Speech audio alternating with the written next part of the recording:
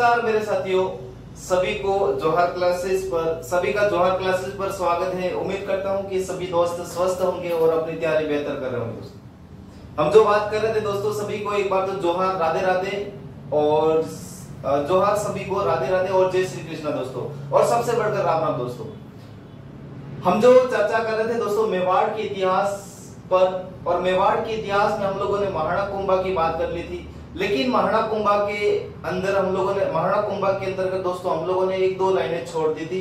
कौन सी वाली छोड़ दी थी? जो अंतिम समय उनका कैसा रहा दोस्तों, वो वाली बातें नहीं की थी। हम लोगों ने सैनिक अभियान भी पढ़ लिए थे और वहीं से स्थापत्य कला के बारे में भी जान लिया था। और हम लोगों ने ये भी पढ़ा था कि इस महाराणा कुंभा को स्थापत्य कला का जनक कहा जाता है दोस्तों। मैंने पूरी डिटेल से बात बताई कि जनक क्यों कहा गया। तो आज जो बात करने वाले हैं महाराणा कुंभा के अंतिम समय के बारे में अध्ययन करने वाले हैं, और इससे साथ रायमल को निपटाएंगे। रायमल के साथ हम महाराणा सांगा तक पहुंच जाएंगे दोस्तों। तो वीडियो के अंत तक बने रहें। और सभी दोस्तों से रिक्वेस्ट है कि आप सभी लोग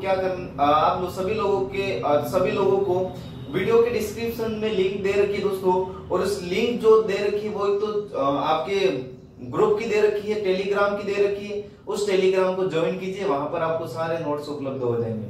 तो आइए दोस्तों, सभी हम जो बात करने वाले हैं अंतिम समय किसका दोस्तों? कुंभा का अंतिम समय में क्या हुआ था कुंभा के साथ दोस्तों? आप सभी ने पढ़ा होगा कि अंतिम समय में कुंभा का जो अंतिम समय दोस्तों 1433 से लेकर 1468 तक कुंभा का कार्यकाल रहता है, इनका शासनकाल रहता है। और कुंभा को अंतिम समय में दोस्तों एक रोग हो गया था। उस रोग का नाम था उन्माद रोग। कौन सा रोग हो गया था दोस्तों? उन्माद रोग। कुंभा जी को अंतिम समय में उन्माद रोग हो गया था मित्रों। ये जो उन्माद रोग है क्या? उन्माद रोग उस रोग को कहेंगे दोस्तों जो मतलब पागल जैसी हरकतें करते, मतलब इनको पागलपन वाला रोग हो गया था दोस्तों। और पागलपन वाला जो रोग है उस रोग का नाम है उन्माद रोग। तो दोस्तों ये क्या करते थे, अगर ये दुर्ग से मतलब जो दुर्ग से बाहर चले जाते थे कभी अचानक से वगैरह, पागलों की जो हरकतें होती है वो आपने देख रखी है वैसे, तो ऐसी हरकतें करते थे। तो इस कुंभा के दोस्तों दो पुत्र थे, एक का नाम था रायमल और एक का नाम था उदा, या इसी को इतिहास में उदयकर्ण के नाम से भी जाना जाता है। तो इसको कुंभलगढ़ दुर्ग के अंदर दोस्तों बांध के रखते थे, झकड़ियों से बांध कर रखते थे, ऐसा बताया जाता है, सांकलों से बांध कर रखते थे इसको। तो अंतिम समय में बाद में उदा है वो परेशान हो जाता है, और परेशान होने के बाद दोस्तों क्या करता है उदा है वो अपने पिता कुंभा की हत्या कर देता है। तो कुंभा की हत्या कौन करता है? कुंभा जी की जो हत्या करता है वो कौन करता है? तो उदा कर देता है। उदा या इसी को कहा गया दोस्तों उदयकर्ण। इसीलिए इस उदा या उदयकर्ण को कहा जाता है दोस्तों मेवाड़ का पितृहंता। मतलब जो पिता की हत्या करता है उसको क्या कहेंगे दोस्तों? पितृहंता, है ना। तो इस उदा को क्या कहा गया? पितृहंता। उदा को क्या कहा गया दोस्तों? मेवाड़ का पितृहंता। इसने अपने पिता की हत्या कर दी दोस्तों, ऐसा बताया जाता है। और ये जो हत्या की थी, कुंभा की जो हत्या की दोस्तों, वो कुंभलगढ़ दुर्ग के अंदर, जो कुंभलगढ़ दुर्ग कहां पर? हमारा राजसमंद के अंदर, है ना। इस कुंभलगढ़ दुर्ग के अंदर एक कुंड है दोस्तों, जिस कुंड का नाम है मामादेव कुंड के पास। कौन सा कुंड? मामादेव कुंड के पास किसकी हत्या कर दी दोस्तों? तो ध्यान रखना आपको, महाराणा कुंभा की हत्या। महाराणा कुंभा की हत्या करने के बाद स्वयं उदा क्या करता है दोस्तों? मेवाड़ का शासक बन जाता है। किसका शासक बनता है? उदा स्वयं किसका शासक बनता है दोस्तों? ध्यान रखना, उदा स्वयं बन जाता है मेवाड़ का शासक। उदा या उदयकर्ण ये क्या बन जाता है? मेवाड़ का स्वयं शासक बन जाता है ना। उदा या उदयकर्ण स्वयं शासक बनता है दोस्तों। और कब से लेकर कब से तक बनता है? 1468 से लेकर 1481 तक ये शासक बन जाता है। कौन बन जाता है? और सॉरी 1468 से लेकर 1471 तक शासक कौन रहता है? उदा रहता है या उदयकर्ण। इसको ध्यान रखना। अब होता क्या दोस्तों, बाद में क्या होता है कि उदा कुंभा का एक पुत्र और था जिसका नाम था रायमल दोस्तों। क्या नाम था? कुंभा का एक पुत्र और था जिसका नाम था रायमल। जब आवल बावल की संधि होती मित्रों, उस समय आप लोगों ने देखा होगा कुंभा का जो पुत्र था उसका जो विवाह राम जोधा की पुत्री श्रृंगार देवी से करवाया था। और इसी श्रृंगार देवी ने दोस्तों मेवाड़ के अंदर एक बावड़ी बनवाई, उस बावड़ी का नाम था गोसंडी बावड़ी। दोस्तों कौन सी बावड़ी बनवाई थी? गोसंडी बावड़ी बनवाई थी। तो हम आगे चलते हैं। उदा मेवाड़ का शासक बनता है दोस्तों, और बाद में ऐसा बताया जाता है कि उदा और इसके भाई रायमल के मध्य एक युद्ध होता है दोस्तों, दाड़ीमपुर का युद्ध। दाड़ीमपुर का युद्ध, इस दाड़ीमपुर के युद्ध में होता क्या है, दोनों भाइयों के मध्य होता है। ये किस किस के मध्य होता है? एक तो उदा के मध्य होगा और रायमल के मध्य। इसमें ऐसा बताया जाता है दोस्तों, उदा पराजित होकर यहां से चला जाता है, मालवा चला जाता है। कहां पर चला जाता है दोस्तों? मालवा चला जाता है, और बाद में मेवाड़ का जो शासक बन जाता है वो कौन बन जाता है? वापस मेवाड़ का शासक कौन बन जाता है? वो बनता है दोस्तों रायमल। अंतिम समय में ऐसा बताया जाता है दोस्तों, मालवा के अंदर बरसात का मौसम था और उदा मालवा की ओर चला गया है। बरसात के मौसम के समय उदा के ऊपर दोस्तों बिजली गिरती है, और बिजली गिरने से इसकी क्या हो जाती है दोस्तों? मृत्यु हो जाती है। क्या हो जाती है? इसकी मृत्यु हो जाती है। इस इतनी बात ध्यान रखनी है आप लोगों को, बाकी और कुछ नहीं ध्यान रखना है। बाकी कोई कुछ नहीं पूछने वाला है, ज्यादा जो ज्ञान है हमारा ज्ञान कहीं काम नहीं आने वाला है। ओनली फॉर सिलेक्शन ले लो, इसके बाद ज्ञान लेते रहना दोस्तों, है ना। आगे चलते हैं। दाड़ीमपुर की युद्ध हुआ, और इस युद्ध में उदा क्या हो जाता है दोस्तों?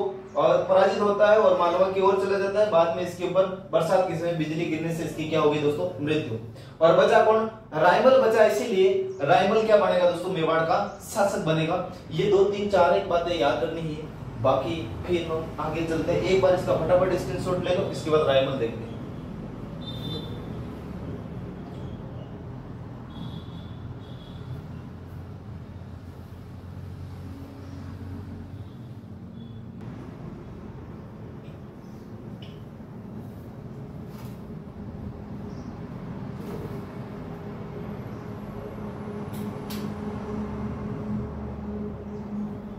ठीक है, ले लिया होगा। चले आगे, मिटा देता हूं। फटाफट वीडियो को शेयर कर दे अपने सभी दोस्तों को। अब जो दोस्तों बनेगा वो उदा के बाद जो उदा का भाई था, उसका नाम क्या था? उदा के बाद उदा का भाई का नाम था, जिसका नाम था रायमल। क्या नाम था दोस्तों? रायमल। अगला जो मेवाड़ का शासक बनेगा उसका नाम था रायमल। रायमल को हम एक नक्शे के अंदर ही समझ लेंगे दोस्तों, पूरा नक्शा बना लेते हैं और इस नक्शे के अंदर रायमल को समझ लेंगे। पूरा का पूरा रायमल इसी नक्शे के अंदर आ जाएगा दोस्तों। ये है दोस्तों मेवाड़ रियासत। कौन सी रियासत? मेवाड़ रियासत। मेवाड़ रियासत, और मेवाड़ का जो शासक बन गया उसका नाम है रायमल। इस रायमल का जो कार्यकाल है दोस्तों 1471 से लेकर 1509 तक किसका शासनकाल हो जाएगा? वो हो जाएगा हमारा रायमल का दोस्तों। एक बार दोस्तों रायमल की मोटी मोटी बातें देखते हैं। कैसे? कि इस रायमल का जो विवाह हुआ था वो किससे हुआ था दोस्तों? तो रायमल का जो विवाह हुआ था वो हुआ था श्रृंगार देवी के साथ। किसके साथ हुआ था विवाह? किसके साथ हुआ था इसका? श्रृंगार देवी के साथ। श्रृंगार देवी, ये जो श्रृंगार देवी दोस्तों रामजोधा की, मतलब रामजोधा की पुत्री थी। ये मारवाड़ की थी, मारवाड़ की थी। कहां पर दोस्तों? मारवाड़ यहां पर आता, ध्यान रखना है ना, ये मारवाड़ वाला क्षेत्र है, इस बात का ध्यान। रामजोधा की पुत्री थी दोस्तों। आवल बावल की संधि होती है और आवल बावल की संधि के थ्रू इनका विवाह होता है ना। आगे बढ़ते दोस्तों। इस रायमल के समय इसने निर्माण कार्य क्या करवाया? निर्माण कार्य ये देख लेते हैं एक बार। निर्माण कार्य क्या करवाया दोस्तों? तो इसने ध्यान रखना, निर्माण कार्य में इसने राम और शंकर तालाब बनवाए। राम प्लस शंकर तालाब, तालाब का निर्माण करवाया। किसने करवाया? ये करवाया हमारा रायमल ने। इसके बाद देखा जाए, इसी रायमल ने दोस्तों चित्तौड़ के अंदर अद्भुत जी का मंदिर बनवाया। किसका मंदिर बनवाया? अद्भुत जी का मंदिर।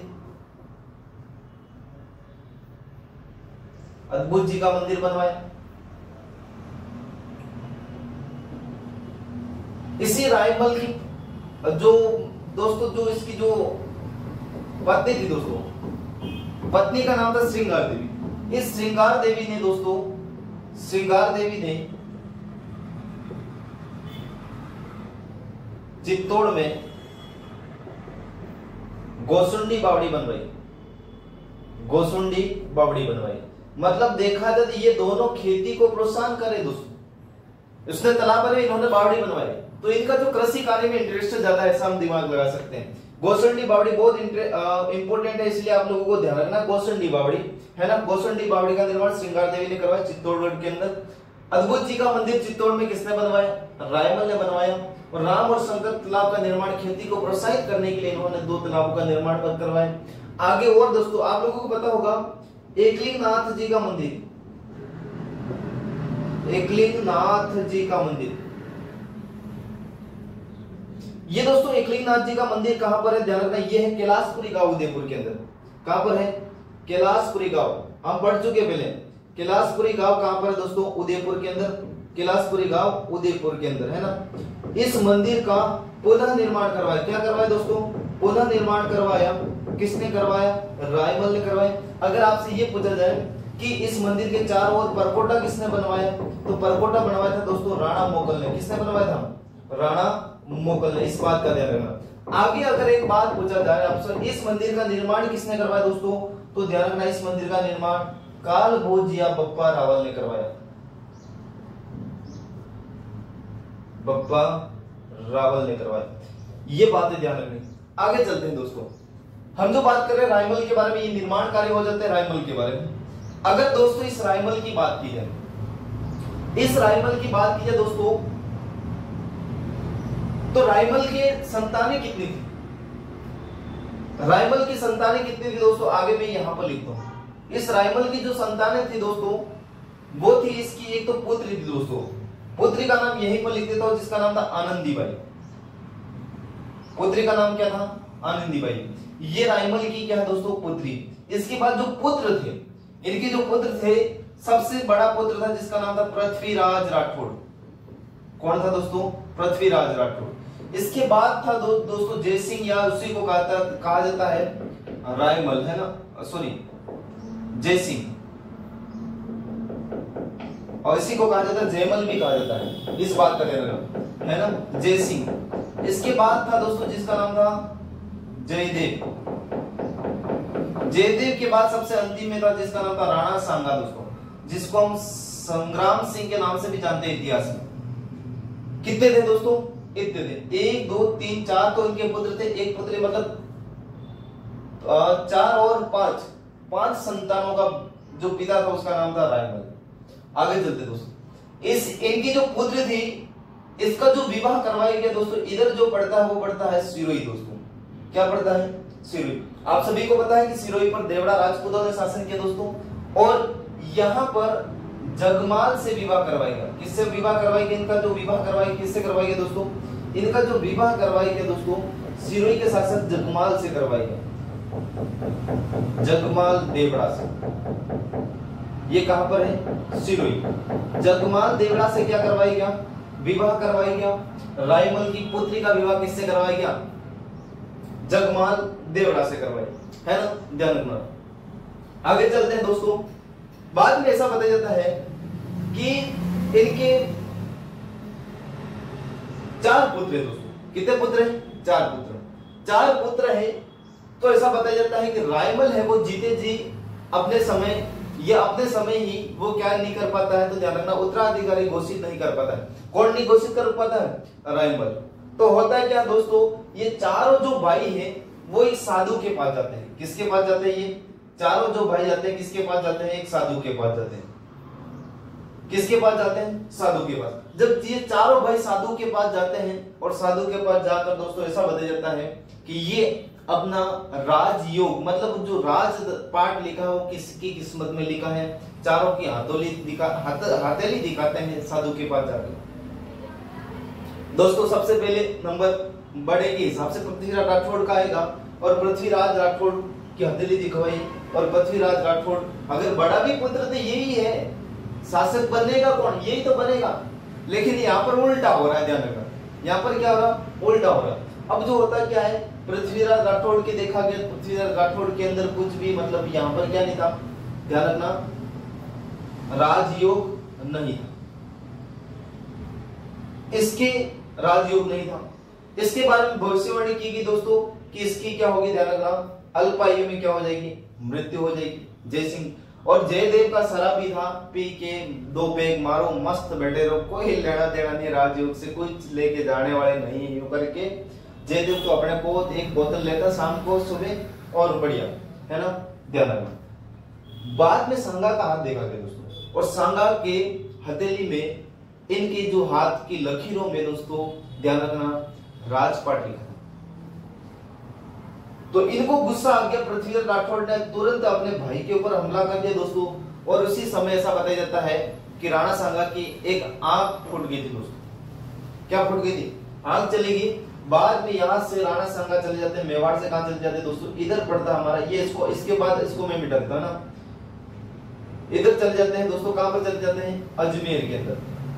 अजमेर में दोस्तों, अजमेर के जंगलों के अंदर चले जाते हैं। और अजमेर के अंदर एक व्यक्ति था जिसका नाम था करमचंद पवार। क्या नाम था? अजमेर का एक व्यक्ति था जिसका नाम था करमचंद पवार। करमचंद पवार के यहाँ पर रहते हैं। कहां पर रहते हैं? करमचंद पवार के यहाँ पर रहते हैं, ऐसा बताया जाता है। बाद में बचे ये 2-3, तो होता क्या है ऐसा बताया जाता है। इस जयमल सिंह की मृत्यु राव सुल्तान ने कर ली थी, ऐसा भी बताया जाता है, लेकिन इसकी जो मृत्यु अल्प आयु में हो गई थी। 2 मत मिलते हैं इस बात का ध्यान। इस पृथ्वीराज राठौड़ बच गया मेवाड़ के अंदर, और पृथ्वीराज राठौड़ का जो विवाह होता है दोस्तों, एक बात ध्यान रखना, इस पृथ्वीराज राठौड़ का जो विवाह हो जाता है, वो पृथ्वीराज राठौड़ का विवाह किससे होता है? राव सुल्तान की पुत्री से होता है। राव सुल्तान की पुत्री से होता है। और ये कहां का? टोडा था। टोडा कहां पर आता है दोस्तों? टोंक के अंदर, यहाँ का था। इससे विवाह होता है, और विवाह होने के बाद विवाह किससे हुआ दोस्तों ध्यान रखना, राव सुल्तान की पुत्री थी ताराबाई से हुआ। किससे हुआ? ताराबाई से। चलो ठीक है। बाद में ऐसा बताया जय सिंह की मृत्यु इन्होंने राव सुल्तान के द्वारा कर दिया, क्योंकि इसकी पुत्री के साथ अभद्र व्यवहार किया, ऐसा बताया जाता है। कहानी कुछ और थी दोस्तों, ऐसा बताया जाता है टोडा की जो शासक था, टोडा जो किसी शासक ने ले लिया था, बाद में इनकी शरण में आ जाते, मेवाड़ आ जाते दोस्तों, कौन? राव सुल्तान। और आने के बाद दोस्तों ये टोडा राव सुल्तान कहता है कि जो भी मुझे टोडा, आप इन भाई, आप इतने भाइयों में से जो भी मुझे क्या देगा, टोडा जीत कर देगा, उसके साथ मेरी पुत्री का विवाह करवा दूंगा। तो बताया जाता है कि पृथ्वीराज राठौड़ ने जीत के दिया था टोडा, और बाद में इसने ताराबाई का विवाह इससे करवा दिया। लेकिन इससे पहले ये ध्यान रखना दोस्तों, हरकतें अलग ही कर रहा था ताराबाई के साथ, इसलिए इसकी सुल्तानों के साथ लड़ता हुआ वीरगति को प्राप्त हो गया, सब। आगे चलते हैं। आगे जो बात होती है दोस्तों, पृथ्वीराज का विवाह, पृथ्वीराज राठौड़ का, राठौड़ नहीं होगा दोस्तों, सिसोदिया होगा। सिसोदिया, पृथ्वीराज सिसोदिया का जो विवाह दोस्तों इनसे होता है।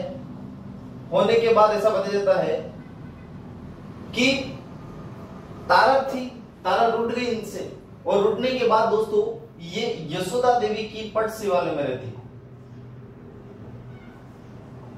पट शिवालय के अंदर रहती है, पट शिवालय, शिवालय के अंदर रहती है दोस्तों। और बाद में ऐसा बताया जाता है कि इनकी याद में यशोदा देवी की पट शिवालय को रूठी रानी का मंदिर भी कहा जाता है। इस बात का ध्यान। राजस्थान में अगर देखा जाए दोस्तों, रूठी रानी के महल यूं देखने जाए अनेक हैं, है ना, इस बात का भी ध्यान रखना। अब आगे चलते हैं कि राव सुल्तान पृथ्वीराज सिसोदिया क्या करता है, ध्यान रखना, अपनी तारा देवी की याद में, अपनी पत्नी की याद में दोस्तों, इस अजमेर, यहाँ पर अजमेर है, और इस अजमेर के अंदर एक दुर्ग है दोस्तों, उस दुर्ग का नाम है अजय मेरू दुर्ग। कौन सा दुर्ग दोस्तों? अजय मेरू दुर्ग। और इस अजय मेरू दुर्ग का क्या करवाता है दोस्तों? पुनः निर्माण करवाता है, मतलब इसके चारों ओर क्या करवाता है? परकोटे का निर्माण करवाता है। और बाद में ऐसा बताया जाता है कि इस दुर्ग का नाम क्या कर दिया इसने? अपनी पत्नी के नाम तारागढ़ कर दिया था दोस्तों। क्या कर दिया था? तारागढ़। ये राजस्थान के बीचों बीच में स्थित है, और बीचों बीच से ही अरावली गुजरती, इसलिए अरावली का अरमान कहा जाता है इस दुर्ग को।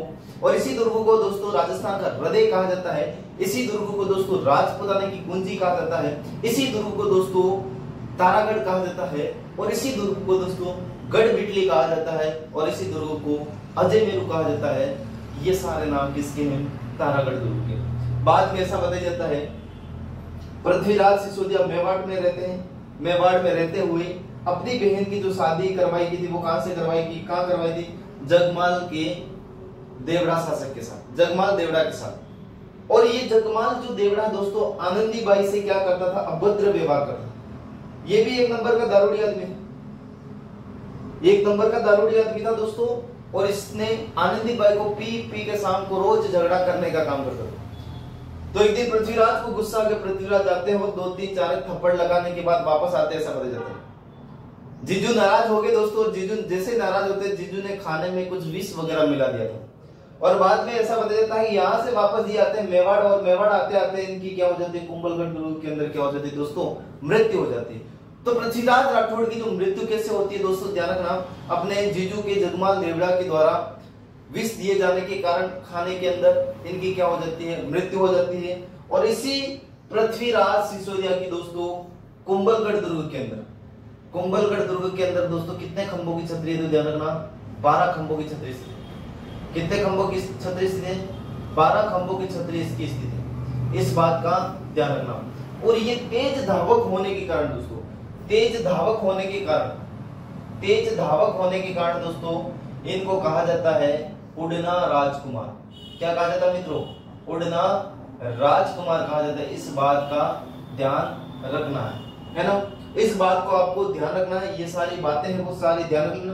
बाद में देखो इसकी तो मृत्यु हो गई सुल्तानों के साथ लड़ते हुए, या फिर अल्पायु में मृत्यु होगी। पृथ्वीराज की मृत्यु कैसे हुई वो हम लोगों ने देख लिया। जयदेव दोस्तों, जयदेव जो है वो इसका कोई लेना देना नहीं था। तो अंतिम समय में बच कौन गया, अंतिम समय में कौन बचा, वो राणा सांगा बच गया। और जब रायमल की मृत्यु होगी दोस्तों तब राणा सांगा पुनः भाई साहब की एंट्री कहां पर होगी, मेवाड़ के अंदर, और एक बहुत बड़ा युद्ध लड़ेंगे। उस युद्ध का नाम है दोस्तों खानवा का युद्ध। आर पार की लड़ाई होगी दोस्तों। हम एक बार इसको स्क्रीनशॉट ले लो, इसके बाद हम देखते हैं आगे।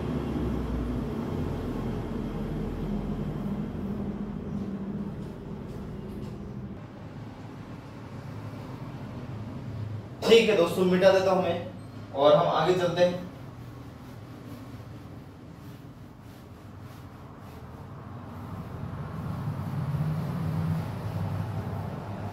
अब दोस्तों देखेंगे सांगा।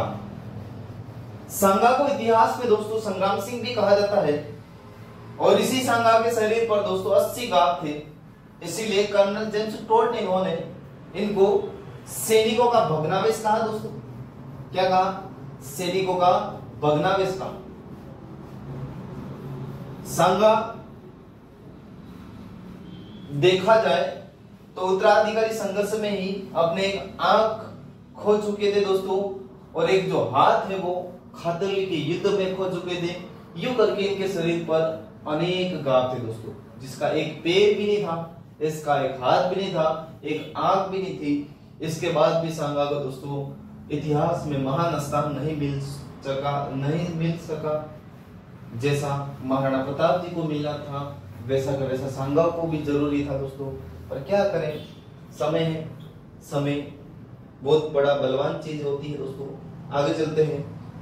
राणा सांगा या संग्राम सिंह। राणा सांगा या फिर इन्हीं को हम कहते हैं संग्राम सिंह, है ना। चलो ठीक है। इनका जो शासनकाल देखा जाए तो दोस्तों बहुत इंपॉर्टेंट है।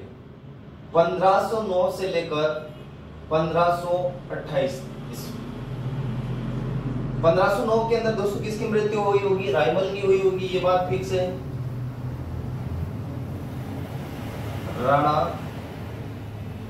सांगा या फिर इन्हीं को इतिहास में संग्राम सिंह के नाम से जाना जाता है। संग्राम सिंह के नाम से याद आया। अकबर की बंदूक का नाम क्या था दोस्तों, फटाफट मुझे बताओ, अकबर की बंदूक का नाम क्या था जिसने कल्लाजी राठौड़ और जयमल राठौड़ के पैर पर गोली लगी थी, फटाफट बताइए मुझे। इनका जो शासनकाल है 1509 से लेकर 1528 तक, इस बात का ध्यान रखो। ठीक है दोस्तों, चलते हैं, देखते हैं सबसे पहले कुंभा का सामान्य परिचय, और सॉरी संग्राम सिंह का सामान्य परिचय। इनका जन्म दोस्तों 12 अप्रैल 1482 ईस्वी में होता है।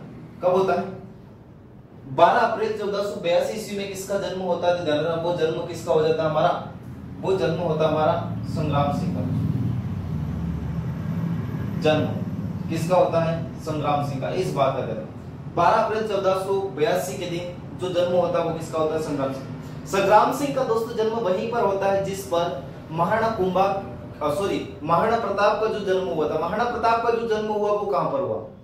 वो कुंभलगढ़ दुर्ग के अंदर दोस्तों, कटारगढ़ दुर्ग के अंदर, बादल महल के अंदर दोस्तों, जूनी कचहरी के अंदर जन्म हुआ। वहीं पर हमारे जो संग्राम सिंह का जन्म हुआ। आगे जो हम बात करें मित्रों, अगर बात करें इनका जो राज्याभिषेक दोस्तों, राज्याभिषेक इनका जो हुआ 15 मई 1482। कब हुआ दोस्तों? 15 मई 1482 इनको क्या हुआ दोस्तों? राज्याभिषेक हुआ। आगे जब बात करते हैं दोस्तों, अगर संग्राम सिंह की और भी बात करें तो इस संग्राम सिंह को इनका जो प्रारंभिक निवास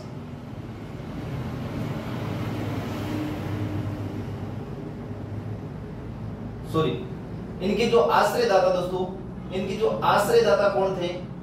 आश्रयदाता में देखा जाए तो वो थे अजमेर के करमचंद पवार। कौन थे? करमचंद पवार, है ना। इनको जब सांगा शासक बनता है तो सबसे पहले किसकी उपाधि देता है? ध्यान रखना, इनको उपाधि देता है रावल की उपाधि। किसकी उपाधि देता है दोस्तों? रावल की उपाधि देता है। और ये कहां के थे दोस्तों? तो ध्यान रखना, ये थे अजमेर के, है ना। हम लोगों ने देखा था कि अपने भाइयों से युद्ध करके उत्तराधिकारी संघर्ष के दौरान वो चले गए थे वहां का, कहां पर? अजमेर के अंदर, अजमेर के जंगलों के अंदर। आगे अगर देखा जाए दोस्तों इनकी उपाधि, अगर इनकी उपाधि के बारे में बात करें मित्रों तो उपाधि क्या हो जाएगी? एक तो दोस्तों इनको कहा जाता है सैनिकों का भग्नावेश। सैनिकों का भग्नावेश कहा जाता है ना। सैनिकों का भग्नावेश इसीलिए कहा जाता है क्योंकि इनके शरीर पर कितने गाव थे? तो ध्यान रखना, इनके शरीर पर जो गाव थे वो दोस्तों 80 गाव थे। कितने गाव थे? 80 गाव थे इनके शरीर पर। और ये कहने वाला कौन था? ध्यान रखना, कर्नल जेम्स टोड। राजस्थान के इतिहास के जनक दोस्तों कर्नल जेम्स टोड ने इनको क्या कहा? ध्यान रखना, सैनिकों का भग्नावेश। और भी देखा जाए दोस्तों अन्य इतिहासकारों के द्वारा, अन्य इतिहासकारों के द्वारा इनको क्या उपाधि दी गई? तो बात ध्यान रखनी है कि इनको कहा गया दोस्तों हिंदूपथ, है ना, या फिर इन्हीं को कहा गया दोस्तों हिंदूपति।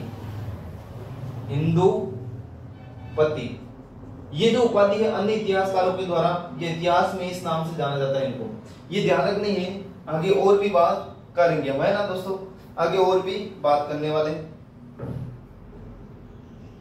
ठीक है दोस्तों, आगे चलते हैं। एक बात और ध्यान रखना, इनका जो राज्याभिषेक हुआ था वो किस स्थान पर हुआ था? ध्यान रखना, वो हुआ था चित्तौड़गढ़ के अंदर। ये इतनी बातें तो आपको पता ही होगा। अब हम दोस्तों कुंभा के कुछ सैनिक अभियान देखते हैं। क्या देखते हैं दोस्तों? सांगा के सैनिक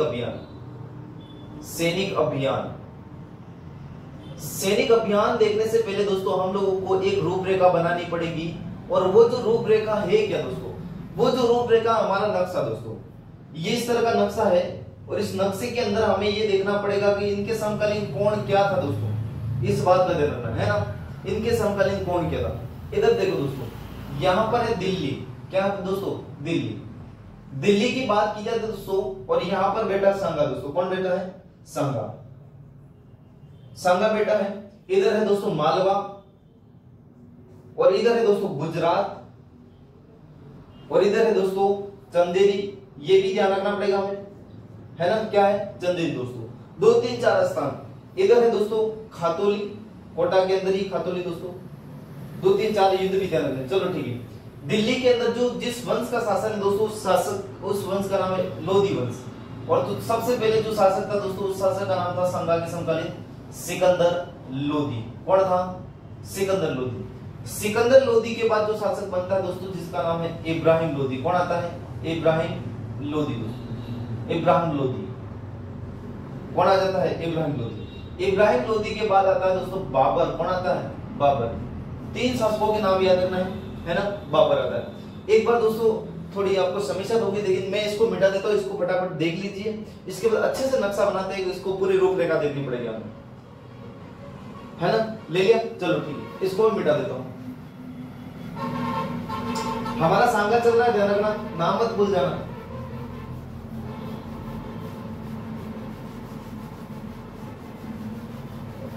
अगर जंग लाजमी है ना दोस्तों तो लश्कर नहीं देखे जाते, इस बात का ध्यान रखना। जंग लाजमी है अगर तो लश्कर नहीं देखे जाते। ये आप महाराणा सांगा से सीखे दोस्तों। सांगा ने क्या खेल खेला दोस्तों इतिहास में, वो आपको अब पता चलेगा। ये नक्शा बनाया दोस्तों हम लोगों ने, और ये नक्शा इस तरह से बनता है, ये तो आपको पता ही होगा। अच्छी बात है, पता है ना, अच्छी बात है, पता है। तो आगे चलो, यहाँ पर दोस्तों गुजरात हमें देखना पड़ेगा सब कुछ। गुजरात, जब हम लोगों ने गुजरात लिख लिया तो इसके शासकों का नाम लिख देते, अरे सॉरी मालवा है क्या दोस्तों, मालवा। और मालवा के शासक कौन कौन थे, यहाँ पर हम राणा सांगा लिख देते हैं। राणा सांगा ये आपको पता होना चाहिए, तो ही आप सही ढंग से याद करो। राणा सांगा। मालवा के जो शासक थे दोस्तों नासुरुद्दीन है ना। इसके बाद तो महमूद खिलजी दोस्तों, महमूद खिलजी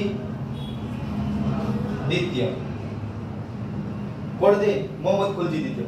अगर आपसे ये अगर ध्यान रखना, एक बात अच्छे से ध्यान रखना, महमूद खिलजी प्रथम किसके समकालीन था, महाराणा कुंभा के समकालीन था, है ना। यहाँ पर दोस्तों है दोस्तों गुजरात, क्या हो जाएगा गुजरात। और सांगा के समकालीन गुजरात के शासक कौन थे, महमूद बेगड़ा था दोस्तों, महमूद बेगड़ा। इसके बाद था मुजफ्फर शाह। कौन था, मुजफ्फर शाह। इस बात का ध्यान रखना। चलो ठीक है सर। यहां पर दोस्तों एमपी के अंदर इधर आता चंदेरी का शासक था मेदिनी राय, है ना। चलो ठीक है, मेदिनी राय सर। इधर आता दोस्तों हरियाणा के आसपास आता दिल्ली, क्या था दोस्तों, दिल्ली। और इस दिल्ली पर जिसका शासन था दोस्तों, मैं इधर लिख रहा हूं, दिल्ली के ऊपर जो शासक था उसका नाम था सबसे पहले तो सिकंदर लोदी था दोस्तों। जब सांगा शासक बना सिकंदर लोदी के बाद बना दोस्तों उसका नाम था इब्राहिम लोदी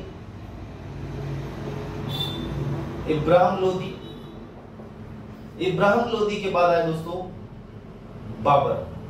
कौन आया, बाबर। इस बात का ध्यान, ये पूरी सांगा के समय रूपरेखा दोस्तों, सब जगह शक्तिशाली शासक दिख रहे हैं। तो ये देखो, एक तो ध्यान रखना दोस्तों, इनके समय सैनिक अभियान दिख रहा है, सांगा गया ना, सैनिक अभियान।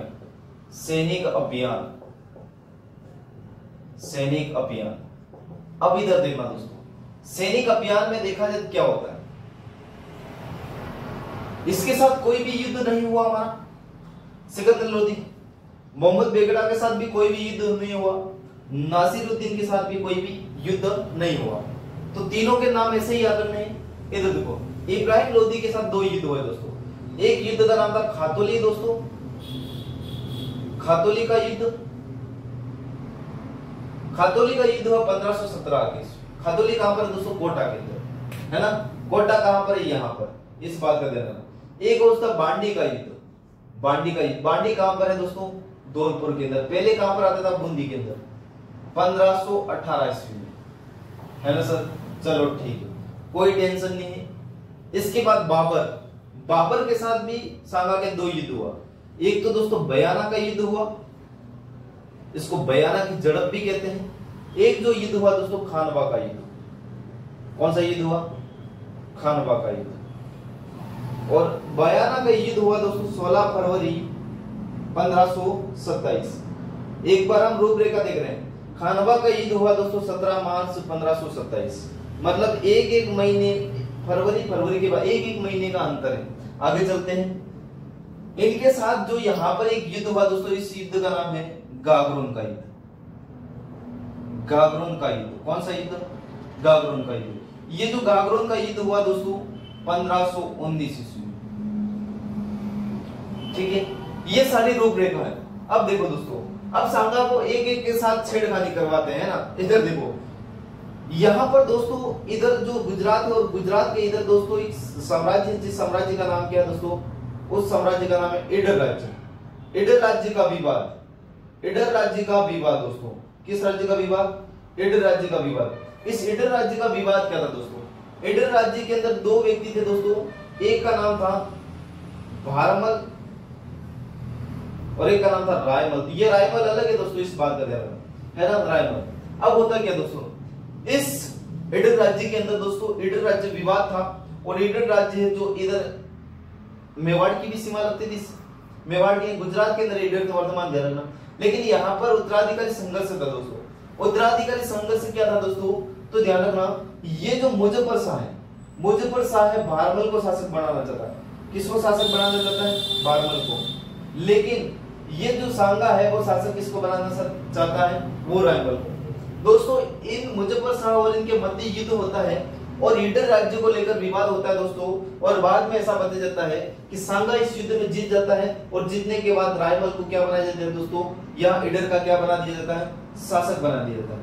जब शासक बना दिया जाता है तो मुजफ्फर शाह और सांगा के मध्य मतभेद उत्पन्न हो चुका है दोस्तों, बिगुल बच चुका है। तो होता क्या है, और ये बाद में मुजफ्फर शाह है वो किससे हाथ मिला देता है? ध्यान रखना, मोहम्मद खिलजी से हाथ मिलाता है। किससे हाथ मिलाता है? मोहम्मद खिलजी दित्ती से। लेकिन इससे पहले कुछ और भी हो गया था। मालवा जो विवाद रहा दोस्तों, मालवा जो विवाद क्या रहा, तो ध्यान रखना, ये चंदेरी का जो शासक था दोस्तों, उस शासक का नाम था मेदिनी राय। ये जो मेदिनी राय है प्रारंभिक किसी का सामंत हुआ करता था, उसका नाम था मोहम्मद खिलजी द्वितीय। इसका सामंत हुआ करता था, और होता क्या है कि ये इसकी इधर मेवाड़ की ओर एक महान हिंदू साम्राज्य, हिंदू शासक को देखकर ये अपना रंग बदल देता है दोस्तों, गिरगिट की तरह रंग बदल देता है। एक सेकंड में उसके रंग बदल गया, जज्बात बदल गया, सब कुछ बदल गया दोस्तों। तो मोहम्मद खिलजी को दोस्त आएगा, मोहम्मद खिलजी को गुस्सा आएगा। ये इसके सामने था दोस्तों, और बाद में ये स्वतंत्र राज्य स्थापित कर देता, उसका नाम था चंदेरी। चंदेरी का जो शासक बन गया मेदिनी राय। लेकिन ये इसको टैक्स देता था दोस्तों। क्या देता था? टैक्स। टैक्स जब देता था दोस्तों, ऐसा बताया जाता है, और बाद में ये दोनों मिलकर क्या करते हैं, इसके ऊपर आक्रमण करते थे। किसके ऊपर? सॉरी, इससे पहले मोहम्मद खिलजी आक्रमण करता है। कहां पर करता है? ये आक्रमण कर देता है चंदेरी पर।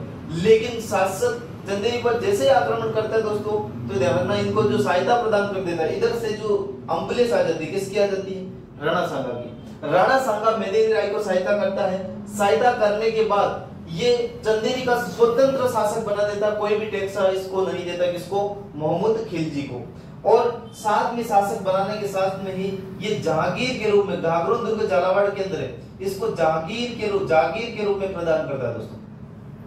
किसके रूप में प्रदान करता है? जागीर के रूप में। मुजफ्फर शाह की ओर हाथ मिलाने के बाद, मोहम्मद खिलजी की ओर हाथ मिलाने के बाद, ये मुजफ्फर शाह और मोहम्मद खिलजी दोनों मिलकर दोस्तों कहां पर आक्रमण करते हैं दोस्तों? ध्यान रखना, वो आक्रमण कर देते हैं, ये दोनों मिलकर यहाँ मालवा से ये आक्रमण कर देते हैं हमारे घाघरों दुर्ग पर। जब घाघरों दुर्ग पर आक्रमण करते थे दोस्तों, इन दोनों की संयुक्त सेना, मुजफ्फर शाह, मोहम्मद खिलजी दोनों की संयुक्त सेना को कौन पराजित करता है? राणा सांगा पराजित करता है, और जिसको हम 1519 में ये युद्ध हुआ, जिसको हम घाघरों विजय कहते हैं। कौन सी विजय कहते हैं दोस्तों? घाघरों विजय कहते हैं। इस बात का ध्यान रखना। तो घाघरों विजय क्यों हुई, क्या हुआ, ये सारी बातें ध्यान रखना, और इसका एक बार स्क्रीनशॉट ले लेना आप भी दोस्तों। इतिहास की कोई मतलब, देखो, इतिहास को अगर आप रट्टा मारोगे तो नहीं याद होगा। इतिहास कोई रट्टा मारने वाली चीज नहीं।